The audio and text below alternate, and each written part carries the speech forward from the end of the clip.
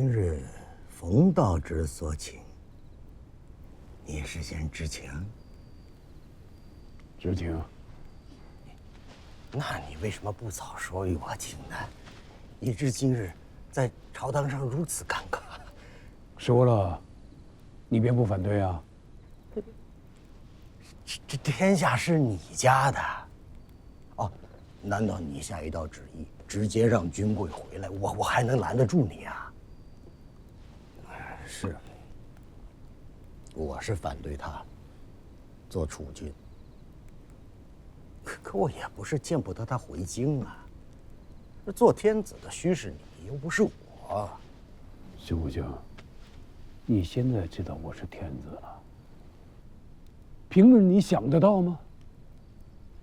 你让我当家，我便让你当家；你要处理，我便让你处理。你身已是枢密使，还想当宰相，我便让你做了。你口口声声说这天下是我家的，我的家在哪儿啊？我有家吗？168口啊！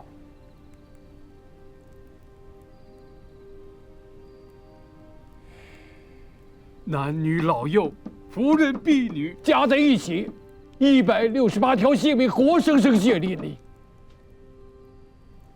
你说这天下是我家的，我家在何处？这天子有什么好啊？能抵父母妻儿吗？以前的皇帝都是称孤道寡，我这个皇帝是鳏寡孤独居。你翻翻史书，凶不凶？有我这么凄凉的天子吗？我除了你们几个老兄弟，还有一个董事，一个军贵，就剩下你们了。既然你提到了君贵，那我今天也不叫你官家了。文州，我再劝你一次，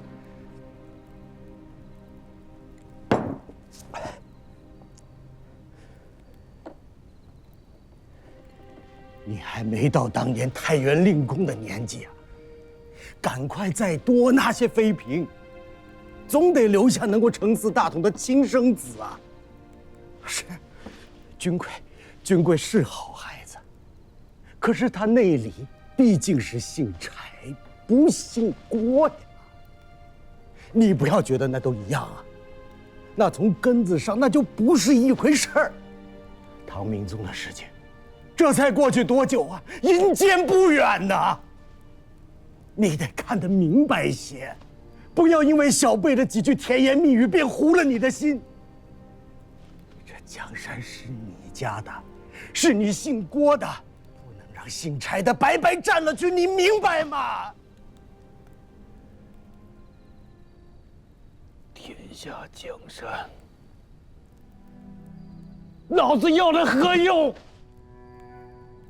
老婆没了，儿子没了，女儿没了，女婿也没了，都没了。老子要一方一许，一介滚朋友何用？文州，文州，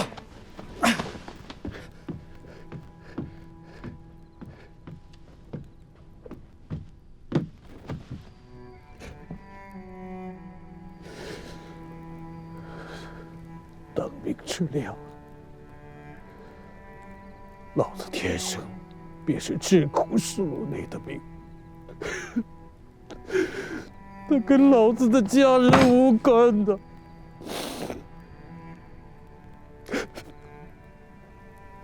文州，你喝醉了，赶紧歇息吧。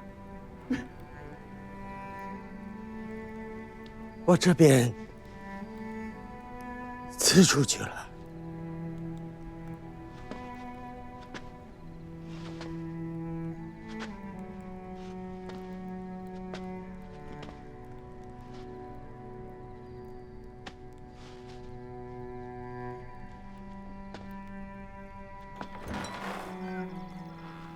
大人，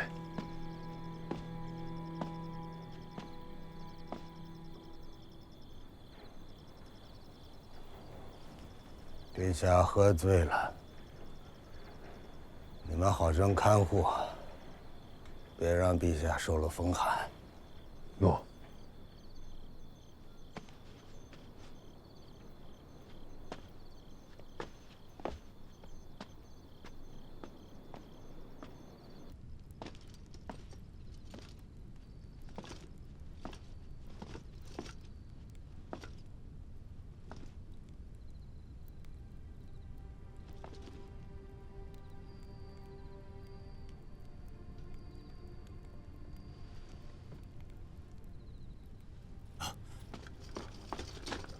陛下，元老，原本你要跟着金贵去澶州，却被朕扣下来入了禁军，倒是耽误你了。末将不敢，在哪里都是为官家效力。你父子都在禁军之中。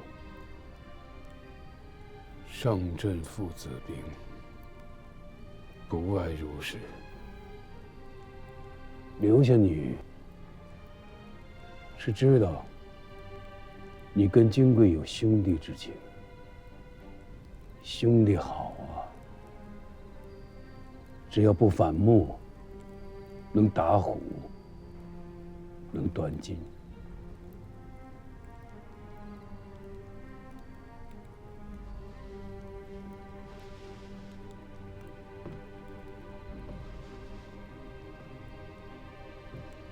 朕想托你爹的儿子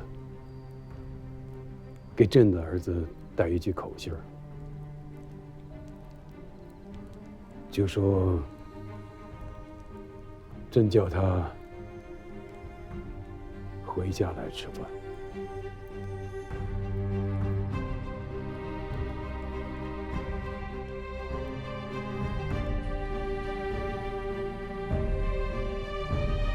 自从军入仕以来，披甲持剑的皇子赵匡胤见了不少，却从未见过郭荣这般身着缁衣、浑身泥水的皇子。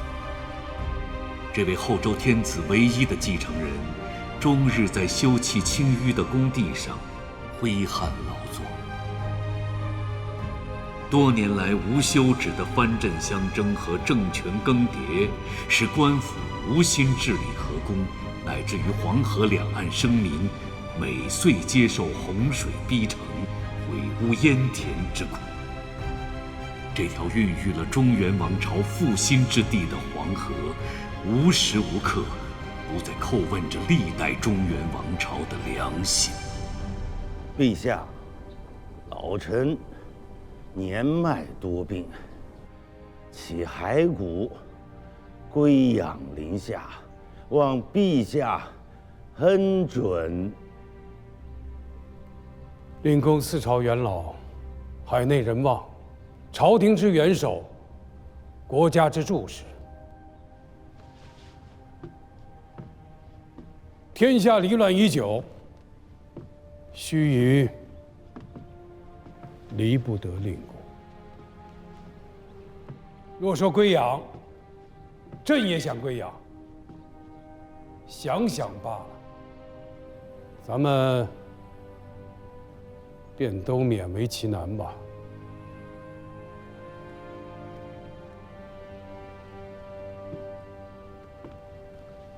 立功。陛下，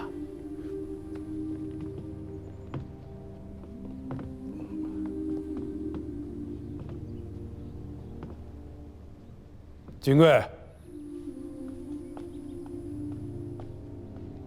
儿臣在。自即日起，河堤上的差事免了，入中书门下细学政事。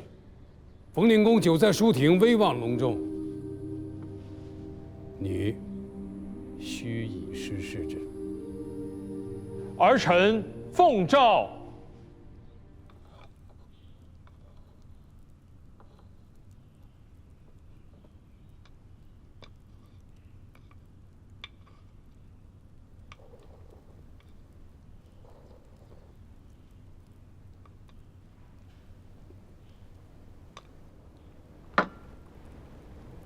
陛下，中书门下省乃朝廷枢要，得人为第一要务。犯治离谷，资望不足，懈怠王事，上不能做天子以经六合，下不能安百官而治四海。请出范质为相州刺史，出李谷为许州刺史。以翰林学士陈冠全知开封府严严待之，同平章事。伏请陛下允准。行不行？今日是寒食节，各属衙公些都要休沐一日。有什么要紧的话，不能等到明日再说。陛下，秀峰兄，天下刚刚安定下来没多久，咱不折腾行吗？陛下是天子，乃至天子不能做快意事。天下大乱，那是几十年来的世道人情，不是谁想不折腾便能不折腾的。那些个不愿意折腾的，如今坟头都长树了。这样的年月，谁都没有太平天子的命数。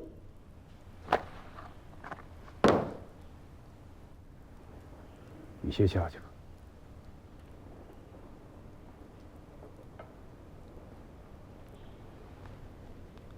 臣告退。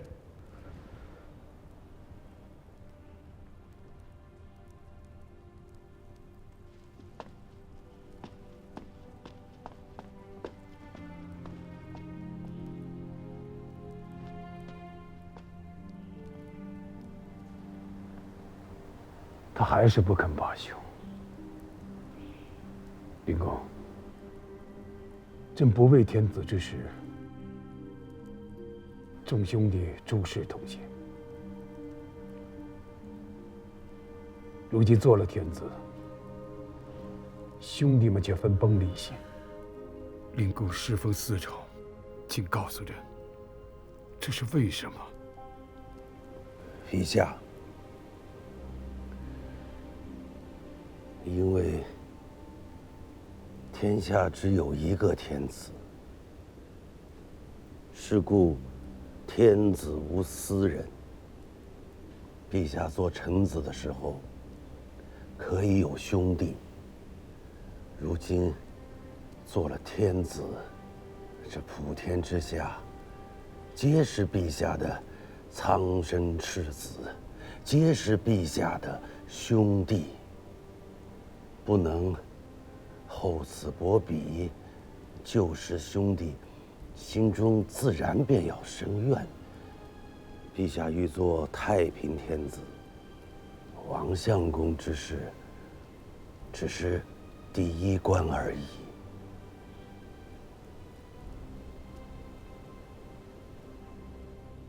门下，朕承天运，福有四海，念国之政要，当以贤能为本，以公忠为义。枢密使尚书左仆射同中书门下平章事王俊，昔有微功，朕亦常委以重任。然近来行事乖张，事权妄为，有失臣道，而俊不知悔改，致朝政紊乱，人心不安，故罢其一应职衔，出为商州司马。即日出京，不得逗留。此番出任，务要克己奉公，以尽职守，上报皇恩，下安黎庶。倘或不改前非，重蹈覆辙，国法俱在，朕不敢私，主者施行。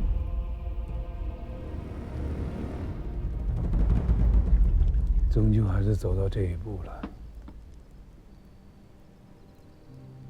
当年在太原，秀峰有个秀才的混名，凡事看得开，有任侠的义气。每逢木秋之日，他都会从府铺里拎出一瓮酒来，招呼众兄弟们野宴一番。古人说，太平全好做，万事人难存。老身子天下，刀兵不断，天下人得不到的太平，文武公卿又哪里能得得到？全家人都死得干干净净，纵然是做了天子，又有什么味道？那日谢峰对我说：“这天下距离太平还远着呢。这年月，谁也没有太平天子的命数。太平天子，唐太宗是天子啊，算是幼武治太平。朕今年已知天命，可悲呀！50年了，竟是未曾看到过太平年岁是个什么物事。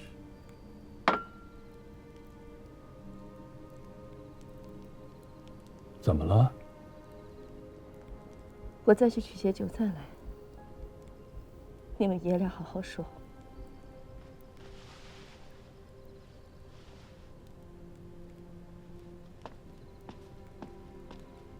有些事情不能再如往日那般了。哪些事情？太平盛世谈何容易？与其在此自怨自艾，不如一件一件事情做起来。怎么做？一曰，西朝征。眼下局面已经如此艰难，自己人之间就不要再内斗了。不管是文臣武将，只要一心为朝廷效力，纵使天价，也应以大局为重，当任责任。接着说。二曰，治牙兵。天下之乱，多起于牙兵骄纵，以下克上，甚至更替妙作。阿爹现在是天下之主，不应再有内外之分，应该将各藩镇牙兵逐步的整编为朝廷禁军。白马一星教门，这我都知道。三曰，兴文治。历来大治都离不开文教之功。朝廷治政，我们应该多用能做事的文臣。朝廷中枢不应该由5人军头把持。四曰，削藩镇。天下分崩已久，各州郡之间相互征战，兼并不止。国家动了根基元气，黎庶饱受流离之苦。好大的一个梦！是梦，但不得不做。五曰，谋一统。天下之大，国家的税收、农事、水利、文教、政绩、通商，这本身是朝廷该做的事情。若朝廷都做不了、做不好，何谈一统？朝廷政令，在那些藩镇军头眼中如同废纸。就如大河年年泛滥，治河却比登天还难。只因上游有关中诸镇，中游还有北汉割据，便是下游，荀彧前还有个慕容彦超，更别提南唐、西蜀、吴越诸藩了，各自成一统序。若天下不能归为一统，所谓的皇帝也好，天子也罢，只不过是养得肥了些的藩镇罢了。这么多的事情，一代人是做不完的。事在人为。阿爹，做不到如太宗文皇帝那般30有5治太平，那就45、55、65。若一代人做不完，那就2代人、3代人。只要一代代人做下去，总能还给这个天下一个太平盛世。